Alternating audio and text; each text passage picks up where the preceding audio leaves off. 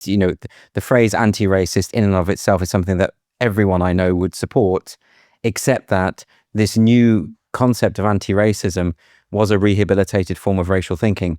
It was, in other words, racist. It was effectively saying we must reverse the idea that we treat people by who they are individually, content of their character, and replace it with race, skin color. That's the thing first and foremost. And indeed, the anti-racist, as in the likes of Ibram X. Kendi, he wrote a book called How to Be an Anti-Racist. He also wrote a book called Anti-Racist Baby. So this was very kind of an attempt to indoctrinate at this point.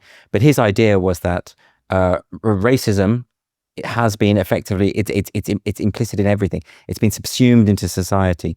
All white people are complicit. This is the thesis of Robin DiAngelo's book, White Fragility. Right, yeah.